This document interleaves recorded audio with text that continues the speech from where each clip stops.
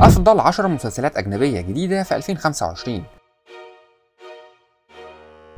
في الفيديو ده هشارك معاكم قائمة بتضم أفضل 10 مسلسلات أجنبية جديدة صدرت في عام 2025 واللي تستحق مشاهدتك، وده بفضل قصصها القوية واللي بتغطي تقريبا كل التصنيفات. بس في البداية برشح ليك موقع موفيبيديا، وده موقع ترشيحات أفلام ومسلسلات خاص بينا ومتميز ورائد في نوعه، واللي أكيد إنه هيعجبك. وما تنساش برضه تصلي على النبي، ويلا بينا نبدأ قائمتنا. مسلسل بالارد. المسلسل ده تصنيفه دراما وجريمة وتشويق، وبيتكون من 10 حلقات. القصة بتدور حوالين المحققة رينيه بالارد، واللي بتكون شغالة في قسم جرائم القتل بشرطة لوس أنجلوس، وبتتعاون مع المحقق المتقاعد هاري بوش علشان يحققوا في قضايا قديمة وخطيرة. القصة بتاخدنا في مواجهة مع قاتل متسلسل وصراعات فساد جوه الشرطة نفسها، وهنا البطلة بتحاول تلاقي العدالة مهما كان الثمن. ومع تقدم الأحداث بنكتشف أسرار مدفونة من سنين بتربط ما بين جرائم القتل اللي بيتحقق فيها وبين نفوس كبار الضباط، وده بيحطها في صراع أكبر مع النظام اللي هي جزء منه.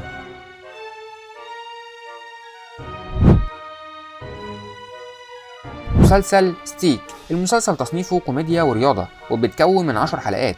القصة بتدور حوالين برايس كاهل، وده لاعب جولف معتزل فقد مجده وبقى مدرب وبياع معدات الجولف، ولكن حياته بتتغير لما بيقابل سانتي ويلر، وده لاعب شاب موهوب في لعبة الجولف وكان سايب اللعبة من فترة. الاتنين بيتحدوا مع بعض في رحلة مليانة منافسات وتحديات، وبرايس بيلاقي نفسه قدام ماضيه اللي لازم يواجهه، والأحداث بتبين ازاي علاقتهم بتتطور من مجرد شراكة رياضية لرحلة صداقة.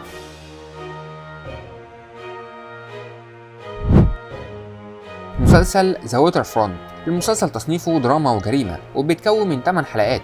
القصة بتدور حوالين عيلة باكلي، ودي عيلة مسيطرة بقالها سنين على تجارة وصيد الأسماك في بلدة هيفنبورت. بس بعد ما كبير العيلة بيتعرض لأزمات صحية، العيلة كلها بتدخل في دوامة صعبة علشان يحافظوا على إمبراطوريتهم، وبيوصلوا أحيانا لطرق غير قانونية.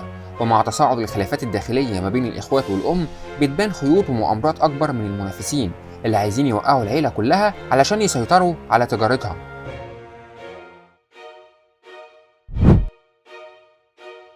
مسلسل ذا سيرفايفرز. المسلسل تصنيفه دراما وغموض وتشويق، وبيتكون من 6 حلقات. القصة بتدور حوالين كيران إليوت، الناجي الوحيد من عاصفة مدمرة حصلت في بلدة إيفلين باي في تسمانيا من 15 سنة، واللي راح ضحيتها 3 أشخاص. بيرجع كيران مع عيلته علشان يشارك في إحياء الذكرى دي، ولكنه بيلاقي المجتمع لسه متأثر باللي حصل، ووالدته لسه بتحمل نفسها ذنب موت أخوه، وبتتفتح الجروح القديمة وبيتم اكتشاف جثة مصورة كانت بتدور على ملابسات اختفاء بنت مش لاقيينها وقت العاصفة. ومع ظهور الجريمة دي بيكتشف إن البلدة كلها مليانة أسرار مظلمة كانت مدفونة من زمن طويل، ولكن وجود كيران هيخلي كل حاجة تطلع للنور بشكل صعب وخطير للغاية.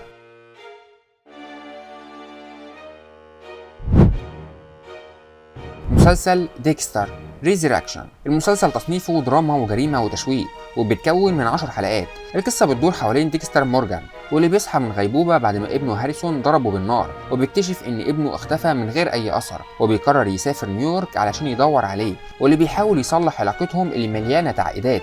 ولكن الماضي بيرجع يطارده من جديد لما المحقق أنجل باتيستا بيوصل للمدينة ومعاه شكوى قضية حوالين ديكستر. وفي نفس الوقت ديكستر بيتورط في مواجهة مع مجتمع سري من القتلة، وده بيخليه مش عارف يختار ما بين غريزته القاتلة وبين محاولته ان هو يبدأ من جديد ويلاقي الخلاص اللي هو بيدور عليه.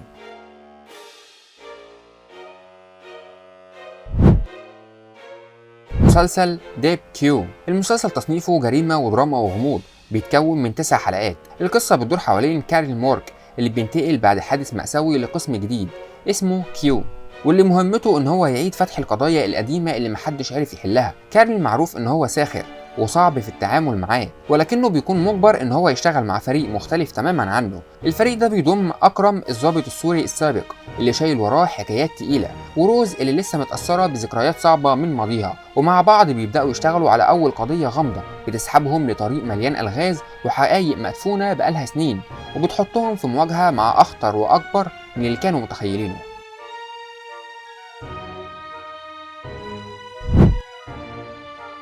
مسلسل Adolescence. المسلسل تصنيفه جريمة وإثارة نفسية، وبيتكون من 4 حلقات. القصة بتدور حوالين جيمي مايلر اللي عنده 13 سنة، وحياته بتتقلب فجأة لما الشرطة بتقتحم بيته وبتقبض عليه بتهمة قتل زميلته في المدرسة. اللي بيخلي المسلسل ده مميز إن كل حلقة فيه متصورة بلقطة واحدة متصلة علشان تخلي المشاهد جوه الأحداث وتحسسك بالمشاعر الفوضوية اللي بتمر بيها العيلة. ومع محاولة الشرطة تفهم الدافع من ورا الجريمة دي، بتكتشف قضايا حساسة زي ضغوط السوشيال ميديا، وده بيخلي القصة أعمق من إنها تحقيق جنائي. المسلسل كمان بيوضح إزاي المجتمع بيأثر على مصير جيل كامل.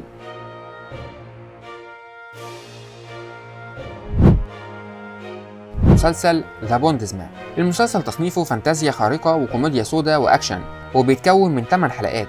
القصة بتدور حوالين هاب هالوران، وده صائد الجوائز اللي بيشتغل في أماكن نائية، ولكنه بيتقتل أثناء مهمته. ولكن فجأة الشيطان بيرجعه للحياة مرة تانية وبيحطه في طريق مهمة جديدة، وهي إنه يصطاد الشياطين اللي هربت من الجحيم. ومع كل مطاردة هاب بيلاقي نفسه في مواجهة مع ماضيه، وبيدخل في صراع داخلي بين حياته القديمة وحياته الجديدة، وفي نفس الوقت عيلته اللي بعيدة عنه بتطور الأحداث.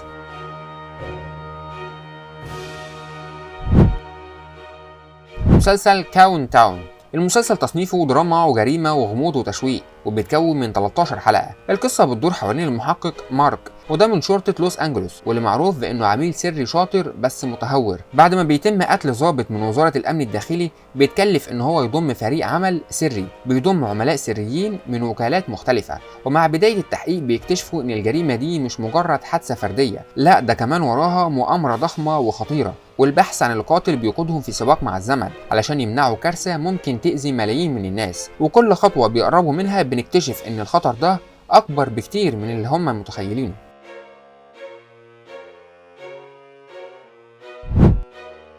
مسلسل جلاس كوبان، وتصنيفه هو جريمة ودراما وإثارة نفسية. المسلسل بيتكون من 6 حلقات، والقصة بتدور حوالين ليلى، ودي عالمة النفس السلوكية اللي بترجع لبلدها الصغيرة في السويد بعد وفاة أمها بالتبني. المكان اللي بترجع لها ذكريات مؤلمة لأنها اتخطفت وهي صغيرة واتحبست جوه قبة زجاجية، ومع رجوعها بتختفي بنت جديدة، وبيبان إن التاريخ بيعيد نفسه، وده بيخليها تتعاون مع الشرطة علشان يحققوا في القضية. ومن خلال البحث ليلى بتلاقي نفسها قدام ماضيها اللي كانت بتحاول تهرب منه، وبتكتشف أسرار مظلمة عن بلدة شكلها هادي ولكنها شايلة جواها حكايات مرعبة اتخبت لسنين طويلة.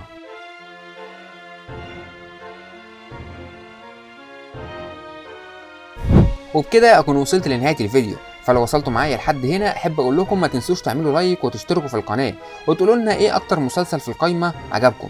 وسلام.